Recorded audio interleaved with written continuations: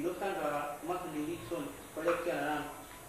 ndilosanga kolektasiyana bwino ina sitinakangani pazina chilicho koma ndili wachisoni chifukwa chakutyana nanu ino hamene mwakhanane bwino ngakhale ndinali mulendo wanu simunaonese mtima wonditukana kapena kundinyozale ndakhala nanu pakambiri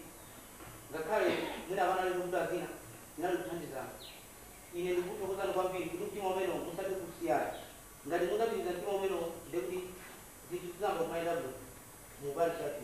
sinenazo tibali chara kwayo ine munathawi zina ndibwera tikachizanapo then ndikupemphani kuti ngati mutero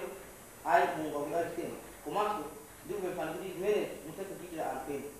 ine kwa ine ndili chisoni komanso ndichisangalalo kwayo tindasiyana nanu ndipo ndakhala nanu nthawi yochepa maka kwa ino anyamata kwa ino amene tangoyamba kusiyira mpa mulisana mwambo wa misa wasopanowo ndikupemphani kuti zina zimene ndingakusireni muthe kuzisunga bwino kuti muthe kuyambaso mwambo wina wa misa pakakhala dongosolo losintha pakati pa anyamata apayomo kati mteka misa anyamata apayomo azambokeka mtendere chifukwa mtendere umachokera m'manja mwa bambo umachokera kwa wansembe chifukwa wansembe